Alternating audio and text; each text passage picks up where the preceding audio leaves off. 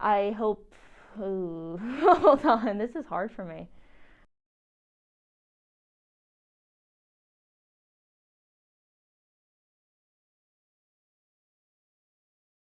Hello, Cougar fans, and welcome back to a new episode of Get to Know a Cougar. Today we're joined by Jenna Rapach from the bowling team. Hello, how are you? I'm doing great. It's a pleasure to have you here. Thank you for having me. So why don't you tell the Caldwell community a little bit about yourself? So my name is Jenna Rapach. I am a senior nursing student. I am from Hazleton, Pennsylvania, and I am on the women's bowling team. And you just talked about you're on the bowling team. How did you find bowling, and what made you want to do that competitively? So bowling has been a part of my family ever going back about 3 generations, all the way back to my great-grandfather. So my great-grandfather, grandfather, dad, and it was passed down to me. So I always grew up in a bowling alley watching my dad and grandfather play bowl league, have them like on a Saturday in the morning. What was the thing that I wanted to do? I wanted to go bowling. So we would always go practice, and I finally joined my first junior league, and eventually I grew into joining the high school team, and then from there I knew I wanted to bowl in college, and I found Caldwell. And I guess during the college process when you're looking, how did you find Caldwell, and what stood out to you about the school? Caldwell University, definitely what stood out to me was the nursing faculty. Right away, I told them right away I wanted to be able to bowl and complete a nursing degree. And Dr. Kelly was the first person I met with, and she right away said, "We will make it work for you. We know it's a strict schedule with nursing, but we believe that you'll be able to do it with athletics." And from there on, they worked with me every semester. I was able to compete in every tournament, never miss anything because of clinical or anything. I was beyond happy to hear that, because for a lot of schools, it's hard for nursing students to be a part of athletics because of the strict curriculum. So Caldwell University definitely gave me the opportunity to do both things that I wanted to, and I couldn't be more blessed to have that. And you got a little bit extra added on your plate during the 2019 year. Do you want to talk a little bit about that? Yes, so 2019 was a rough year. As you know, our season got shortened because of COVID, so we weren't able to compete in our conference championship. Unluckily for me, I ended up becoming diagnosed with a rare autoimmune disease called Myasthenia Gravis. So Myasthenia Gravis, I believe it's 1 in every 200,000 people.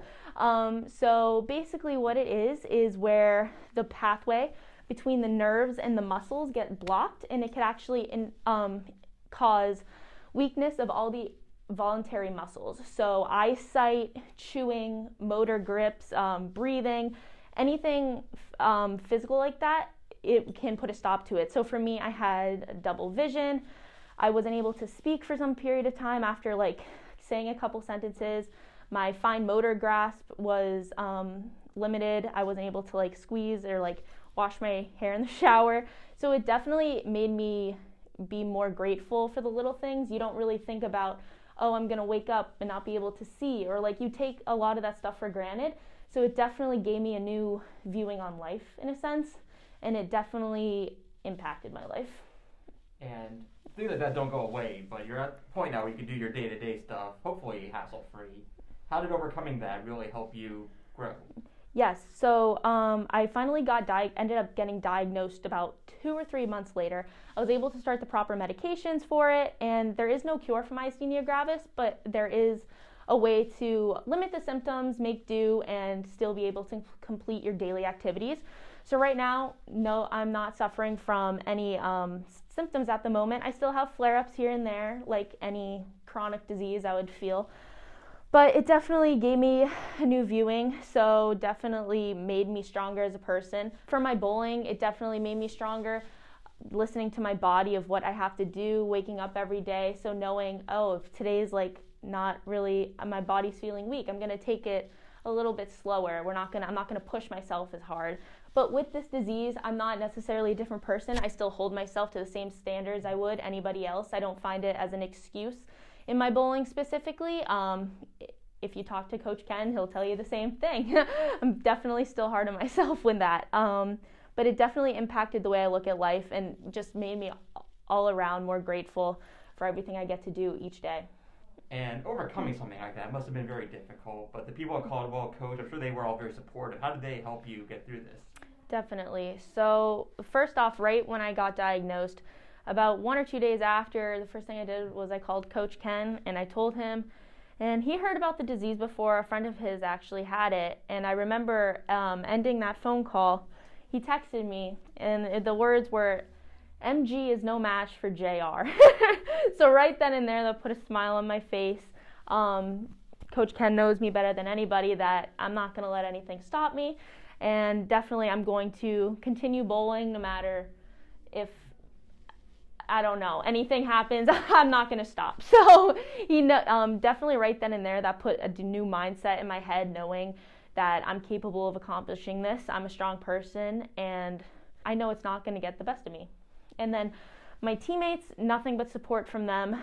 Love them with all my heart. They're for me for anything I need. On the lanes, if I can't see, I'll be like, what is that? What happened down lane? Like, I can't see it. But we make a lot of jokes about it, but it's out of love, and I wouldn't be where I am without them. And then the nursing faculty, beyond grateful for them as well, helped me with anything I needed. Dr. Kelly, another major part, who called me a lot when I was being diagnosed, saying, "It might be this. Oh, it's cranial nerve 8. Just anything." She was great. She was honestly great, and I can't be more appreciative than the people I have standing behind me. Awesome. And you were kind of telling me off camera that you might have an opportunity to help other people in your situation after you graduate. Yes, so luckily I've been doing new grad interviews as a nursing student, so I've definitely been looking into a few different facilities. One of the job offers I got was to be a part of a neuro med-surg ICU. So it's definitely, if I take up that opportunity, it's definitely a way for me to help repay back to the healthcare providers that helped me. And you've overcome so much with your disease, and you've also achieved a lot in the bowling alley. What do you hope when you graduate from Caldwell people will remember you for? So for a lot of people, whoever are maybe hearing my story for the first time, I would like to say that it's definitely possible for anybody to still follow their dreams, whether that may be a physical illness or a neuromuscular illness that you may not see present to the eye, or maybe sometimes a mental illness that it's not going to stop you and you still can accomplish everything you want to. Yeah. All right, Jenna, well, thank you so much for sharing your story with us. I really enjoyed this conversation. Thank you for having me. And that'll do it for this week's episode of Get to Know a Cougar. Woo, okay.